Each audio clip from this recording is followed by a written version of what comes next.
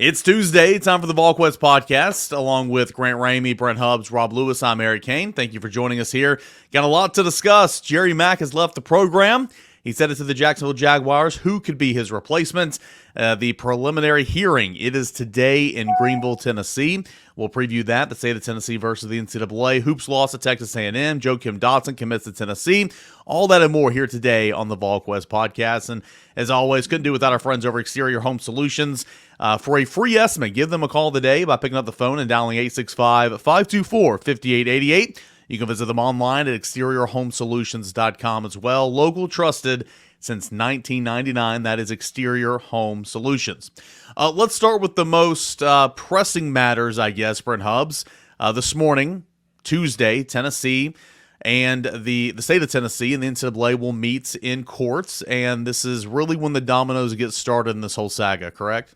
Yeah, I mean, this is all about whether or not where the injunction lies. Is the state of Tennessee and the Attorney General going to win an injunction against the NCAA, or is he's going to lose that fight? How quick we get a ruling on that, we'll see. Typically, these things don't last, all day. So, this thing early afternoon, lunchtime, maybe even sooner. We'll see. It feels like, and Lord knows I'm not a lawyer. I should have been, though. Did you see where the guy was making like $2,400 an hour? Yeah. A billable hour of $2,400. I mean, that's Austin Price money right there. You kidding? I was going to say you should have been a lawyer or AP. What did you do? I mean, even like the clerk that works in his office is making $800 for a billable hour. I mean, that's like 2 phone calls, and you've made $800. That's pretty good. So I don't know all the legalities of and all the law stuff. That's beyond sort of my background and what I know. But it feels like if the injunction were won by the state of Tennessee, I think the NCAA leaves. I mean, I don't think there's any pursuit of the University of Tennessee. If the injunction is denied, then it gets interesting to see where the NCAA wants to go, where they want to go moving forward. For me, Grant, because if they move forward in their pursuit against Tennessee, I do think you're going to see more lawsuits filed, right? I mean, this is the state of Tennessee, but I think then you would see Spire get involved with a potential lawsuit against the NCAA. The University of Tennessee could file a lawsuit against the NCAA. So the question, I think, becomes, what is the NCAA's next move if they were to win this injunction? And at the end of the day, do they think the long term they can win, or is this an inevitable loss that's coming? Whether that loss comes to the state attorney general, or whether that loss comes down the road with the University of Tennessee. I think that's the curiosity part with the NCAA for me, Grant. This whole thing is like a Michael Scott explain it to me like I'm 5 every time this situation comes up. But also at the same time, speaking of that $2,400 an hour, Hubs, after this call, we need to talk contract since I'm on here to discuss my legal analysis, my legal opinion. I don't know what to make of this, kind of like what the step-by-step process is, I guess, from here. I would be watching it closely if I was. How many schools are is the NCAA looking at this point, Hubs? Have you put that out there before? Yeah, we think somewhere between 12 and 20 in terms of specific schools that they are looking at for NIL practices. Now, we know Florida State, they've already ruled on for that one. But I think just somewhere between 12 and 20, and I don't know exactly what the number might be in that deal.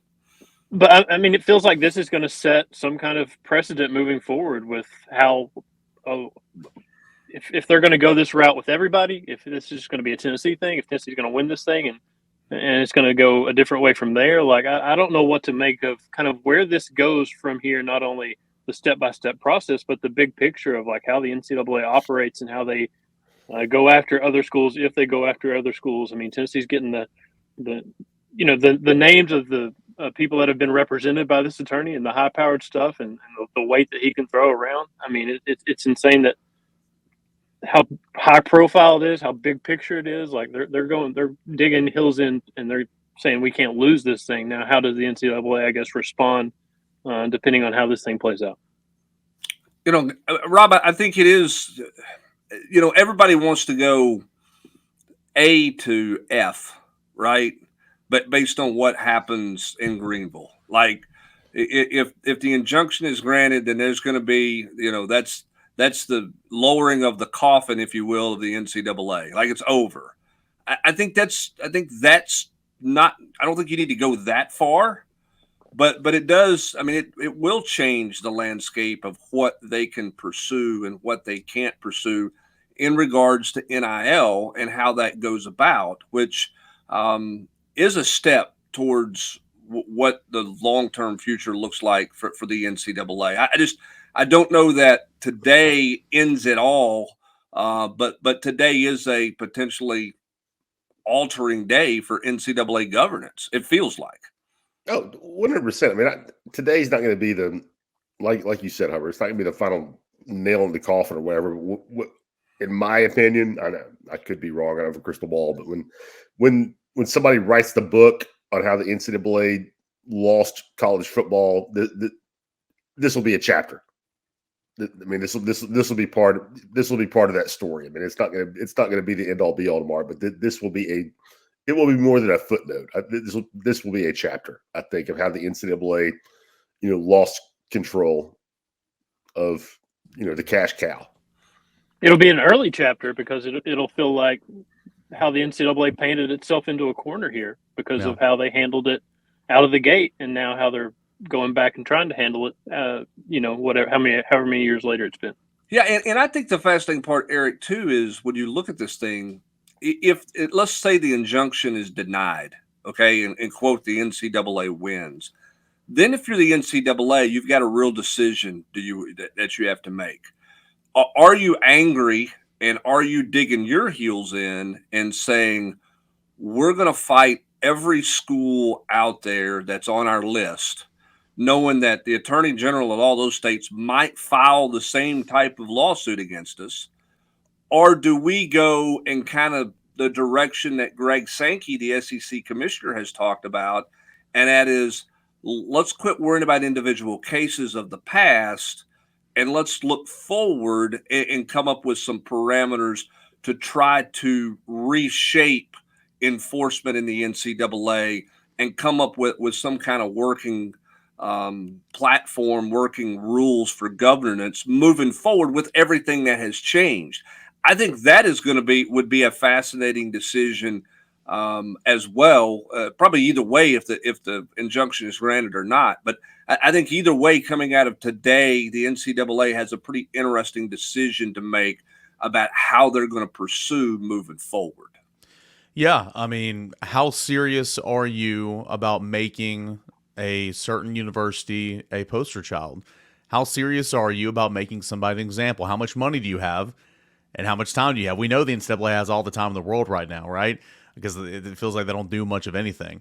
How much money do you have? Do you want to continue to go to court after court after court? And depending on, some of these outcomes, if you win this outcome, does it give you more confidence that you win other outcomes if, the attorney generals were to file suit?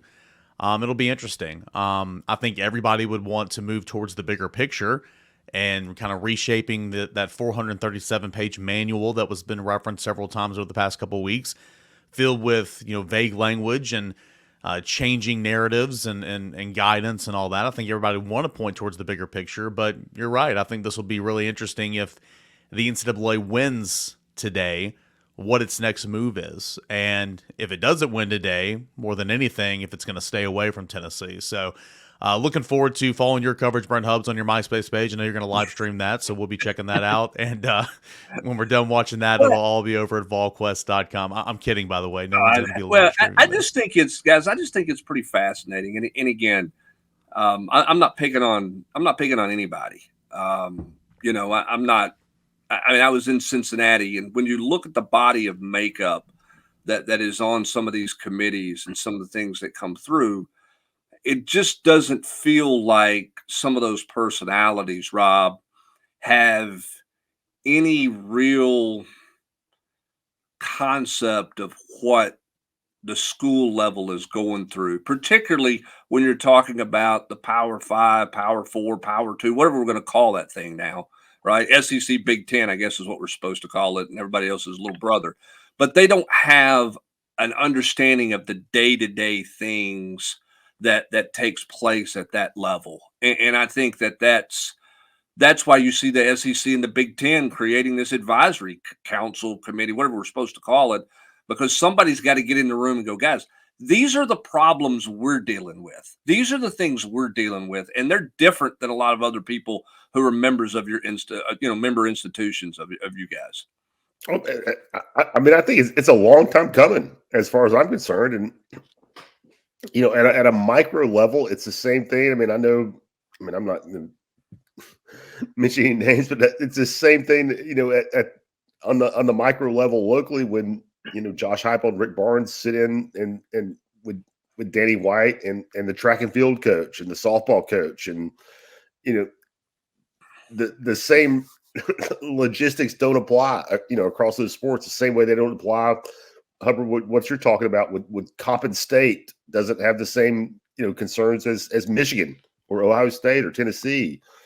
And I applaud Greg Sankey, for that. Because it really, it's apples and oranges. It's ridiculous that, the athletic director at Kenyon College or whatever, sits on a committee that makes any kind of a decision about what might happen to USC or Oregon or Texas.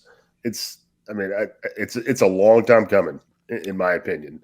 Well, and it's here because, Grant, I think the separation of it is greater than it's ever been with NIL. We know NIL's why we're here anyway. Well, and the college football playoff, I think, too. Yeah, Money there. Yeah, it's you've created this level of separation because of the finances that are now legalized. Okay, and so the things, it's not even just Coppin State. Some of the things a Conference USA or an AAC school deals with versus the Big Ten and the SEC are just looking at you, Vanderbilt. Yeah, just totally different. It's always been haves and have-nots, and now it's just a spotlight is on the haves and have-nots, and the separation and the distance between the two, and the stuff that was under the table is over the table, and everybody's just talking about the stuff that has always kind of gone on. So you have to expedite this process of, everybody's not going to play by the same rules because everybody's in different situations, and like y'all are talking about, the Coppin State's not in the SEC and not dealing with the SEC and the Power 5 problems and stuff like that. So you got to figure out those solutions and expedite that process, because this process has been expedited the last couple of years now, where it's just rushed into this name, image, and likeness, and players getting paid and pay for play and all this stuff and collectives, and everybody's trying to figure it out all at once. And it's hard to, I guess, for everybody to keep pace and to have regulations or no regulations, or try to figure out how to get your hands around this thing and move forward with it as quickly as everything else is developing around it. Today's a big day. We'll see what happens. State of Tennessee going up against NCAA. Will Tennessee need to put Bill Burke, who's on retainer right now, in a separate lawsuit to work? Will Spire Sports need to utilize Tom Mars in a separate lawsuit, who, of course, he's representing the collective side of things, the agency side of things, in a separate lawsuit? We will see. A lot of it will depend on what happens today, and Brent Hubbs will have full coverage over at Volquest.com throughout the morning and afternoon, and of course afterwards, to tell you exactly what has happened. Other big news for Tennessee football program: running backs coach Jerry Mack has left the program, and he is headed to the NFL, to the Jacksonville Jaguars. Had to sit down with Austin Price. A lot of good things to say about his 3 seasons with Josh Heupel here in Knoxville and at the University of Tennessee, but that does create a hole in the coaching staff. Brent Hubbs, what is Tennessee losing in Jerry Mack, and who could be some names? I know it's hot board season. We had a post up there at Volquest.com yesterday. Who could be some names that Tennessee looks into filling that role? Well, let's talk first about Jerry Mack. Jerry Mack, when he arrived at Tennessee 3 years ago, nobody knew who he was, right? It's just, okay, they hired a running backs coach who's got some head coaching experience, at the HBCU level. He's been a coordinator. Here he is now as a running backs coach at Tennessee. And okay, what is the guy? After you spend some time with him, veteran, I think it's pretty clear he was a calming influence, on the offensive side of the ball. I don't think Jerry Mack had a lot of bad days. I think he was pretty unemotional in terms of how he went about, his business and carried things.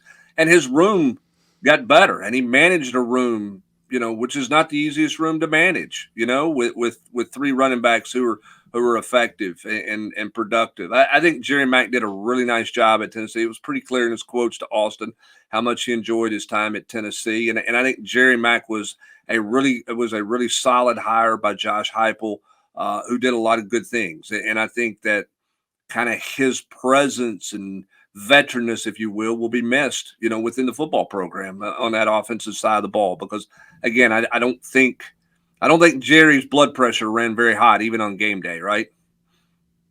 Yeah, and it feels like, even more so than the calming presence and what he did with the group of running backs, Rob. He was a willing recruiter. I mean, he was one of these guys that were, a go-getter that would, spend the time, call, develop relationships, and that's such a big aspect of, coaching the college game. Of course, he's not going to have to do that specific part of it anymore with Jacksonville, but he was a well-rounded coach. And again, as Brent Hubbs said, former head coach, a nice resource to have on staff, but more so than anything, developed these guys and was the leader of a really productive unit each of the past 3 seasons. I mean, look at those running back stats, man. I mean, a lot of that goes to the offensive line as well, but they've done a really, really great job under Josh Heupel and led by Jerry Mack the past 3 years. Yeah, I mean, I think anybody that dealt with him, and we all did, pretty consistently since he got here. Just what Hubbard said, I think, kind of sums up my take on Jerry. Just, not a guy that just got all hyped up. I mean, somebody that I would imagine was pretty good to have in a foxhole, with you on game day. That when it's 100, 2,000 decibels all around you, he just seems like a guy who would, have a pretty steady voice in the headset, like that we're looking at on game days. And Eric, like you were just talking about, a really productive unit. I mean, ever since, Josh got here without, obviously Jalen Wright had a great career, but Tennessee hasn't had any stud, recruit running backs. I mean, I guess what was Dylan Sampson, maybe a 4-star somewhere. He was a 4-star, but I mean, he wasn't here like and there. No, he wasn't like a blue chip, top 50 running back or top 50 prospect. I mean, and Tennessee has been really productive at the running back spot, and some of that's certainly Josh's offense, but Jerry, I think deserves some credit for what they have done at in the run game. I thought it was equal parts talent and depth, because it felt like there was never any fall off or much of a fall off.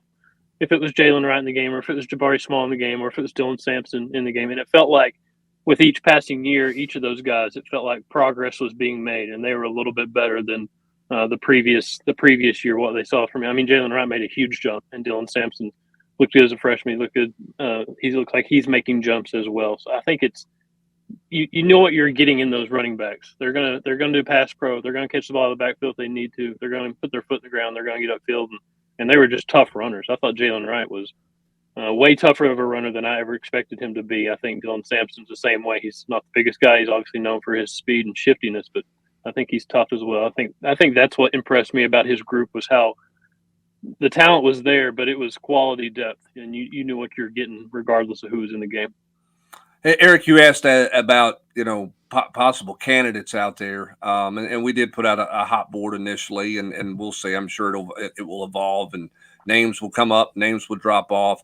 The first thing Tennessee fans is, are they going to promote from within? Because that's what Josh Heupel's done. When you look at the hires he's made, Joey Halsley ascends to the OC spot. Alec Ablin goes to tight ends. Kelsey Pope goes to wide receiver. Doesn't feel like that's going to be the case right now. If there's a candidate in-house, I guess Max Thurman would be the possible candidate, but he's not worked with running backs and doesn't feel like that's the kind of the direction that it's going to go. So if you're going outside, then you start looking for guys with ties out there and some guys that might make sense.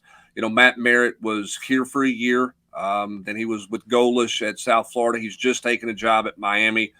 He has moved a lot in a short period of time. I'm not sure he wants to make another move, to be at 4 places in less than 4 years. I'm not sure that's what you want on your resume. We'll see. I mean, most running back coaches are making $500,000 plus a year, is where salaries have gotten to for an established, Division I running backs coach. Now, I don't think Matt Merritt's going to make that at Miami, but you look at some of the other guys out there that's possible, then I think you're looking at $500,000 to $600,000. I think the other thing you have to consider, guys, if you're Josh Heupel in this deal, where is that coach in terms of understanding NIL, managing that part of it. I mean, we all want to go look at, who's got the best recruiting resume, but the recruiting resume from 5 years ago, 7 years ago is a very different resume than what it needs to be right now, right? I mean, somebody who was a great recruiter,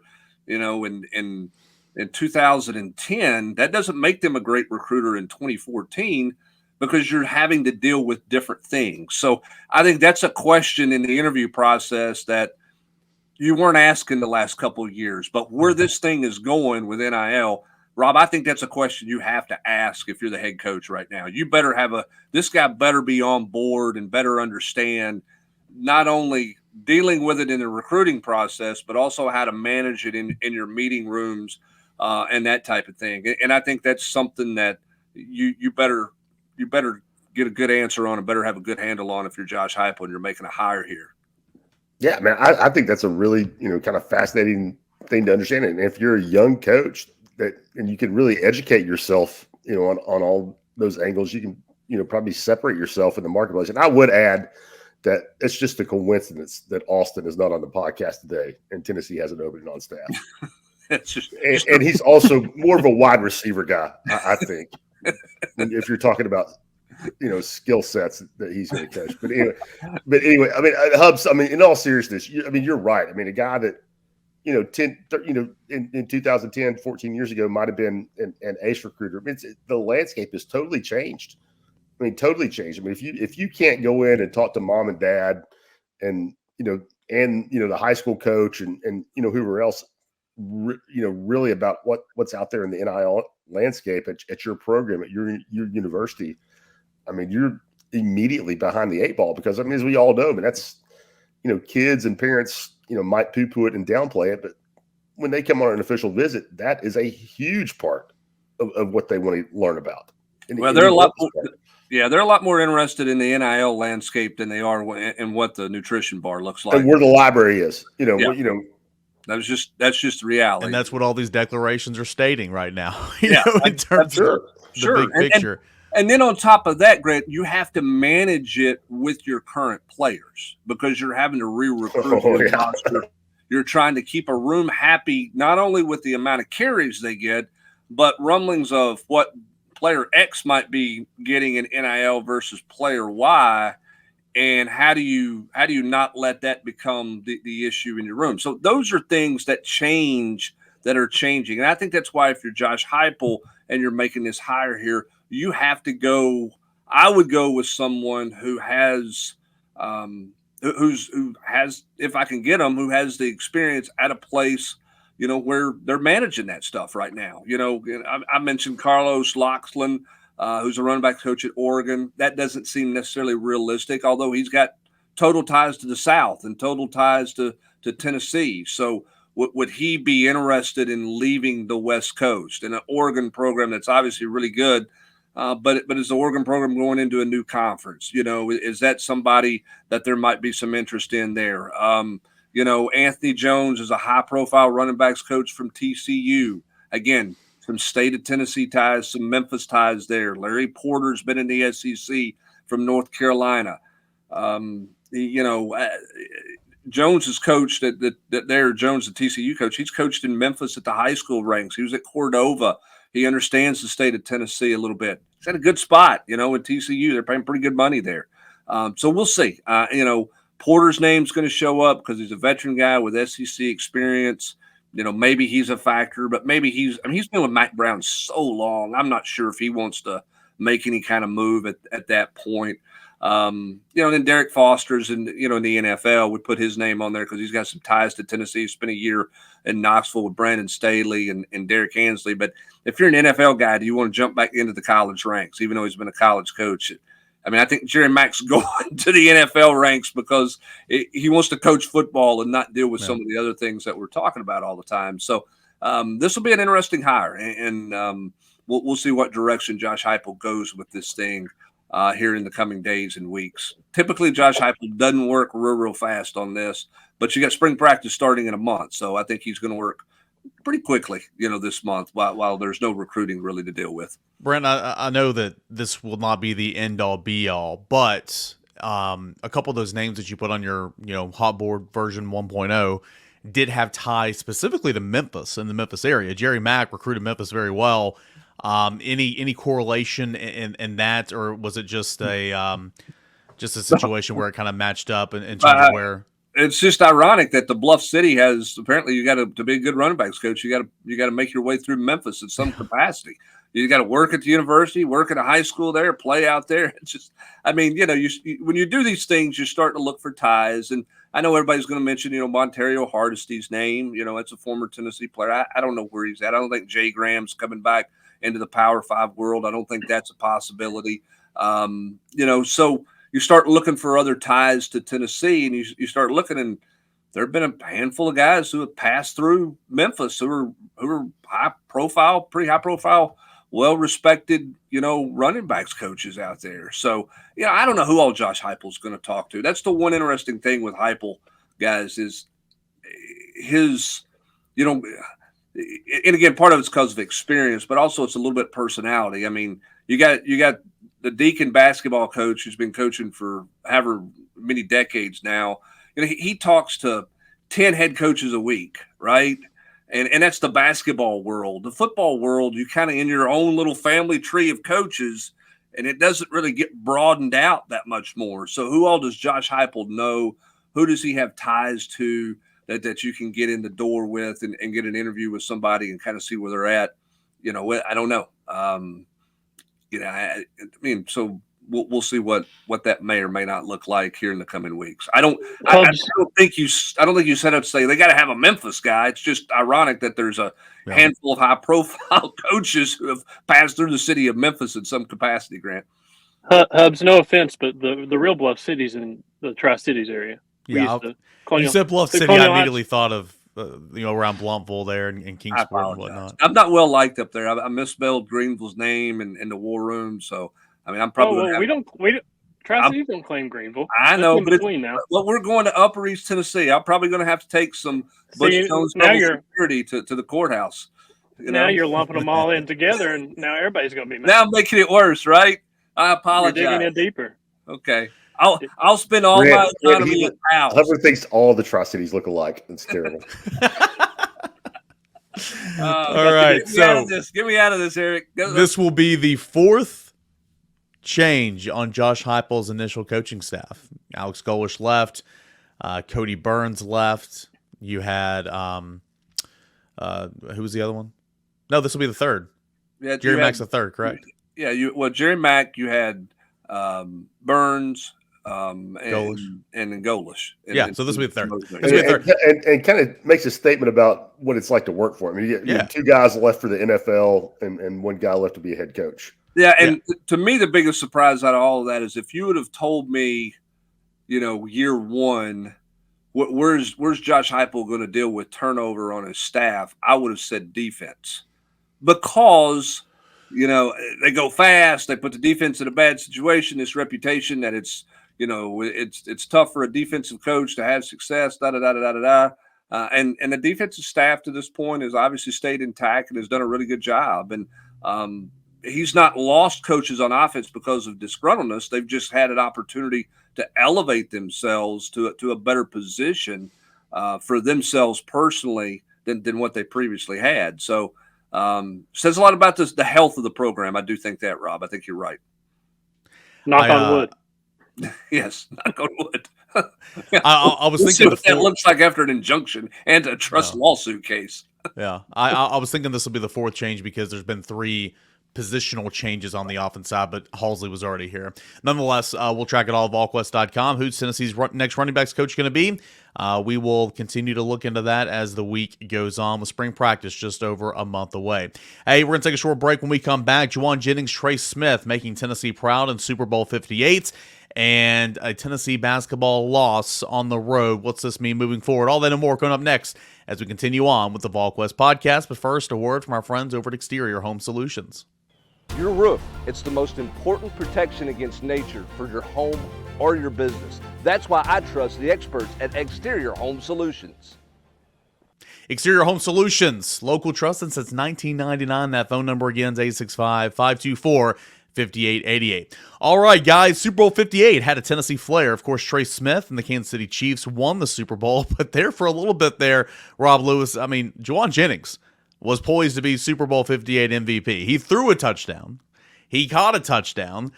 He was just making play after play. What a performance there from Juwan Jennings, who I believe entered the game having just one touchdown reception on the season. Maybe none. Anyway, he's never been the big huge receiving targets for San Francisco, but he's made a difference throughout the season. Of course, third and Juwan, but what a show from him in the Super Bowl, albeit he did lose. Yeah, I mean, just really happy for him. And I think anybody that dealt with Juwan, from as a high school recruit or a college player, just always probably left a Juwan interview usually with a smile on your face. And I remember him. Obviously from the Georgia game, the Hail Mary, he's a kid that, not a kid, a young man now that Tennessee fans will always remember fondly. But man, just the joy he plays with, the edge that he plays with, at a position that is, not known for physicality or edginess necessarily. I mean, it would have been if San Francisco could have won and Juwan would have won the MVP, it would have been the most Juwan thing ever. For him to be the MVP of the Super Bowl. It was a show, Brent Hubbs. It was a throwback to, the quarterback threw it to him. He didn't throw it back to the quarterback, but he threw it to Christian McCaffrey. It's like we've seen that play before in the Swamp back in 2015. Yeah, the thing I like about Juwan Jennings, Grant, is, Juwan's done one thing, and he's always bet on himself. He's always believed in himself, and he's always survived because of who he is and what he's about and his mental makeup and his competitiveness. And, he goes into this offseason now as a free agent. It's going to be interesting to see where San Francisco is on the cap and, what options are out there available for him and what does he want to look at. I bet he was not on anybody's real thought process before the Super Bowl, but not only did he have the catches that he had, Grant, but they were going to him the last two possessions of the game to try to win the Super Bowl. That's where the football was going. And if they could have blocked Chris Jones, he'd have got the last one and they would have won the Super Bowl. But or had a chance to win it in overtime because the Chiefs would have gotten the ball. I did learn those rules. I'm not sure all the 49ers do those rules in overtime in playoff games. But just happy for Juwan because this guy who's always bet on himself. And it's easy to forget. San Francisco, they drafted him in the 7th round. And 7th-round draft picks are basically viewed as nothing. They're thrown into trades all the time. Guys get drafted there and they get cut immediately. Juwan got cut, waived, I guess. I don't remember the exact term, but it was a few months after getting drafted, and then they signed him back to a futures or reserve deal or whatever. And I think it was January 2021. And he had 5 touchdowns as a rookie. He only had a couple touchdowns, one each, I guess, the last 2 years, at least the last 2 regular seasons. And there he is going off in the Super Bowl. That's guys that put in the work, that stuff comes back to them. And I think that's Juwan Jennings. I think that's Trey Smith. Think about it. Juwan's pick number 217 overall. Trey Smith is the 6th round, pick 200 something. That's why those franchises are in those kind of games, because they evaluate talent and they get value in the draft, and they find those guys that are character guys, that are guys you want in your locker room, guys that are, your third and Juwan. That's a pretty crazy nickname when he's like the 5th or 6th guy that you had mentioned, even at wide receiver for the targets for Brock Purdy in San Francisco. And for Trey to deal with what he dealt with, to come back from that, to just go from that 6th round pick to straight into starting on the offensive line for the best franchise in football right now, a dynasty, and to win back-to-back Super Bowls. It's crazy to watch that story unfold. It's crazy to think that's a 6th round pick and a 7th round pick as those guys are starring in that Super Bowl moment. And I'm just a little bit bitter that I wrote Juwan Jennings wins the Super Bowl MVP and Patrick Mahomes gets in the way like he always does.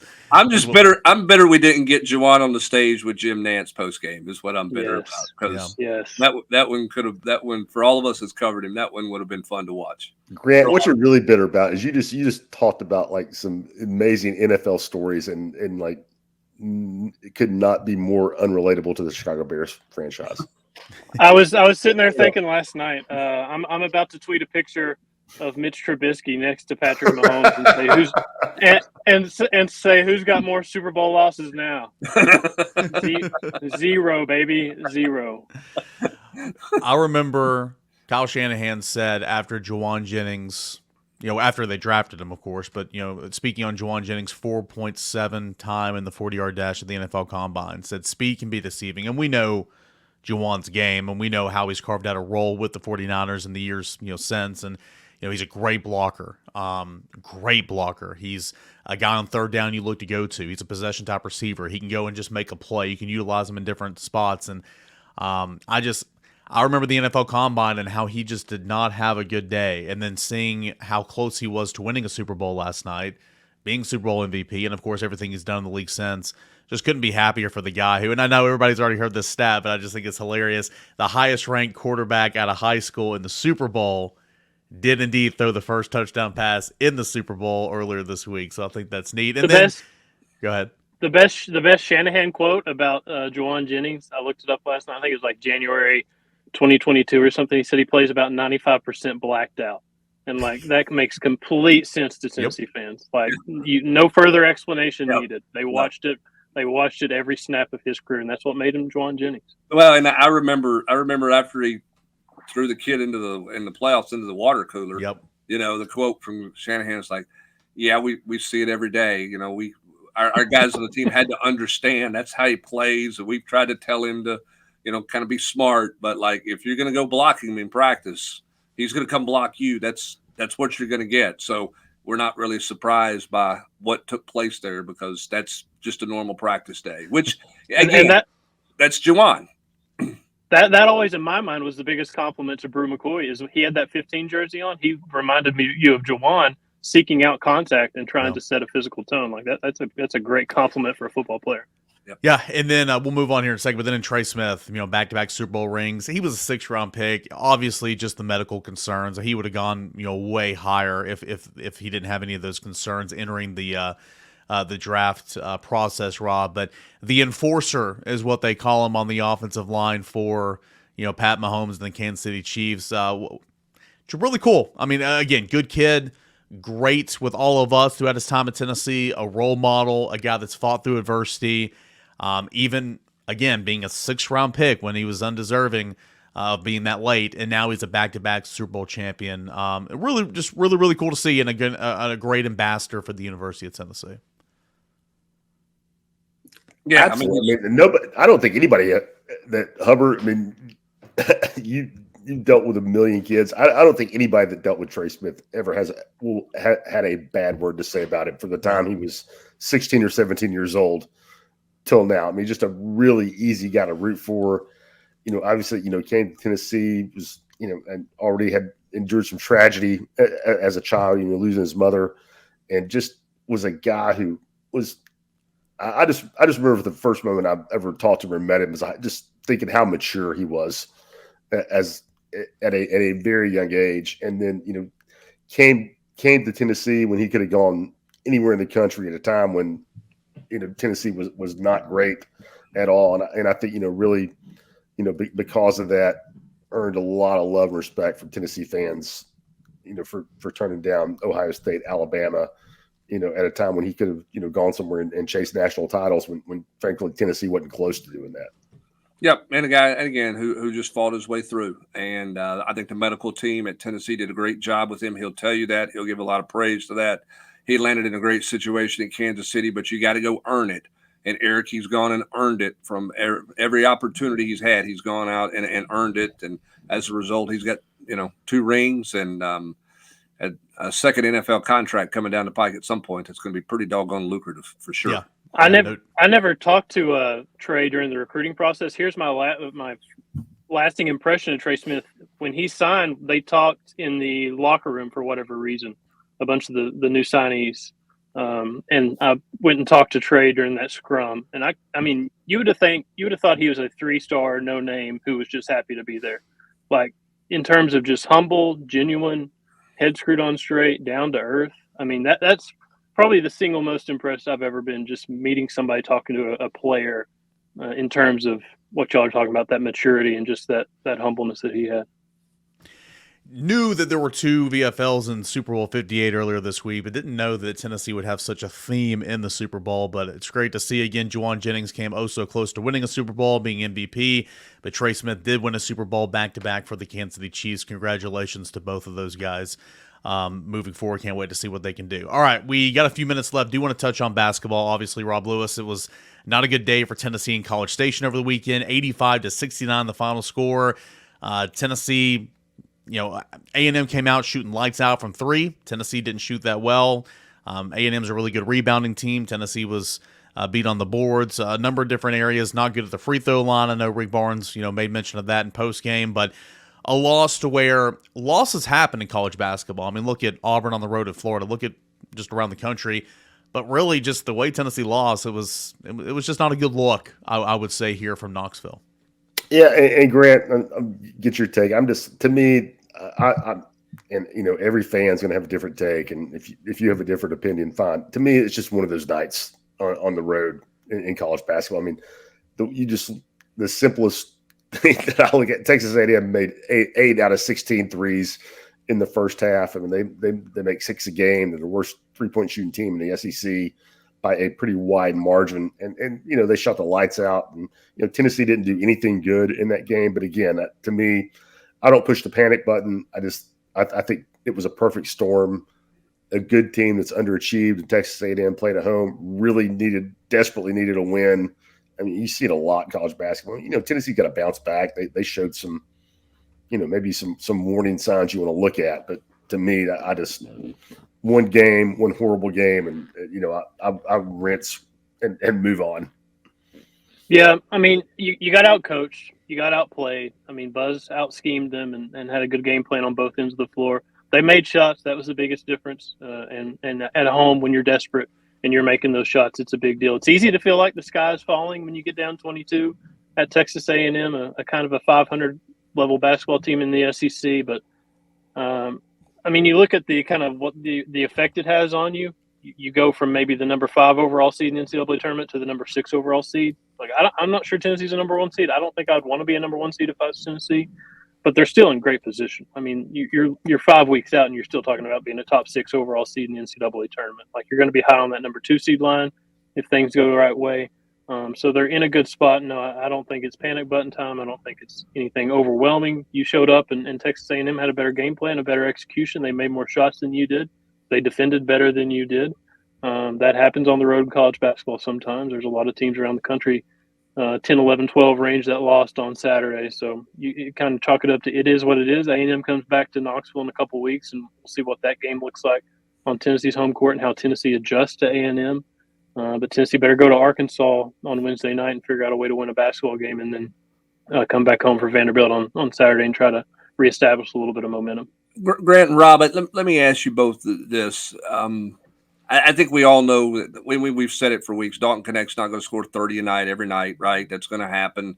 You're going to have guys who have some struggled nights, don't put up great numbers. So how big of it is that you've got some guys who have been inconsistent on offense, kind of disappeared at times offensively, versus they've been out rebounded the last 2 games. I think they've given up 46 offensive rebounds the last 3 games, versus giving up straight line drives to the rim, which has freed up some 3-point opportunities and also caused some issues defensively, particularly in the middle of the floor. Of those 3 things, what jumps out at you as most needed to be fixed, most realistic to fix, biggest concern? I mean, I'll be interested to see what Grant says. To me, I mean, Tennessee was almost halfway through the year in the SEC play and was +6 in rebounding margin, in SEC games until LSU the other night. And Texas A&M is a great rebounding team. That's what they do. That's what they do. Yes. I mean, and so I'm not ready to say Tennessee's a terrible rebounding team. I mean, for me, it's and me and you and Grant we're swapping text about it on Super Bowl Sunday. Josiah and Santi, somebody's got to show up. Not both of them every night, but one of those 2 guys has to give you something when you play a good team offensively. And I know you can contribute to your team winning without scoring a point, blah, blah, blah. It's great. We all get it. You got to make some baskets. 2 of those guys, 2 guys who have been in your program for 5 years, have got to score 10, 12 points against the good teams on your schedule. It can't be Zakai and Dalton, and you hope that's one of the nights where Jonas Adu scores 15 or 16. The two guys that have played more basketball games than anybody in your program have got to show up and give you something offensively. And that's big. I don't think, the rebounding was bad this week. I don't think it's been a problem. And, man, they've just been so good defensively, since Rick's been here. I mean, I think that was more of a Texas A&M thing. They've got two really good guards offensively in Radford and Taylor. I don't think a lot of teams can do that to Tennessee, what they did. All right, Grant, before you jump in here, let me throw this one in there too. Tennessee's challenges in low possession games versus high possession games. Add that into the equation. How do you answer that, plus the other things I mentioned? Yeah, it's kind of weird because Tennessee has traditionally been that kind of – Rick has always said he wants to run and go in transition, all that stuff, but it just hasn't played out that way for some of his previous teams. And they've been the physical team that's going to out-tough people and turn it into a boxing match and stuff like that. And now it feels like that's being used against them, where they struggled in the first half at Vanderbilt, a low-possession team. They got whipped by South Carolina, a low-possession team, who kind of drug them into the mud and made them play their game. So they're going to have to figure out ways to adjust to that. And I think it comes down to you got to hit shots. I mean, Jonas Adu's got to be better than he's been recently. He's got better touch than he showed at Texas A&M, and maybe the last couple of weeks he's a guy that can score the basketball. We've seen it. He's got to be better. You got to get something more from Jonas and Tobe Awaka down low, because those are your two big men. They got to give you more minutes, more production, stay out of foul trouble. I think Jonas had 6 and 5 at halftime Saturday night, and he had 6 and 5 at the end of the game. Like, you got to get more from those guys. You got to get something somewhat consistent from Josiah and Santi, like Rob was talking about. And you can't have Zakai Ziegler go 1 for 8 from the 3-point line. Like, you just can't have all that stuff happen at once. When it does, it turns into your most lopsided loss, your most uncompetitive loss, I guess, of the season at Texas A&M. So it's a lot of things that go into it. I think the biggest thing for me is Jones just got to do a little bit more, and they just got to hit shots. They got to have more than just Dalton Connect show up and hit shots. And not that Dalton did all that much for the first 35 minutes or whatever Texas A&M Saturday night, but they got to have more around him more consistently. I know I speak for you two, Rob and Grant, when I just cannot wait for the 9 o'clock Eastern time tip on Wednesday. Grant, Valentine's Day, baby. Valentine's Day. I'm going to be taping my eyelids open, all that stuff, pouring a pot of coffee. It's going to be great. Rob, quick scout on Arkansas. What's Tennessee got to do to pick up a win on the road? Oh, man, I mean, they're all over the place. I watched the game against Georgia. I mean, on Saturday, waiting for. I mean, they have some guys. They have some experience. Debo is back with the team, which is, gives them a veteran that they needed. But man, that program. I mean, they've been all over the board this year. I mean, I like Tennessee's chances, partly because I think when they play badly, they generally do a good job of bouncing back. And Arkansas, to me, that they've just been so up and down all over that. They don't shoot it great at all from distance, but they get needed to Texas A&M and Tennessee cured that for them. But anyway, I like Tennessee to bounce back on the road, but man, you just can't take anything for granted when you go away from home. 9 o'clock Eastern time tip Wednesday night. Coverage right here, Tennessee at Arkansas at Volquest.com. Coverage at Tennessee, the state of Tennessee against the NCAA. The courts hearing is this morning. Brett Hubbs will be on site, and then we're going to get coverage over at Volquest.com. Baseball season starting this weekend. Got plenty of previews up there as well. The porch is coming back on Thursday, too. Joakim Dotson, the latest Tennessee 2025 commit. And maybe there's some more on the way. Where does the other in-state wide receivers have Tennessee right now? We'll discuss all that and more as we continue on. Moving along over at Volquest.com. For Grant Ramey, Brent Hubbs, and Rob Lewis, I'm Eric Kane. Big thanks as always to our friends over at Exterior Home Solutions, 865-524-5888, exteriorhomesolutions.com. If you need roofing, siding, windows, or garage, contact Exterior Home Solutions today. Appreciate you guys as always for tuning in and listening to us right here on the Volquest Podcast.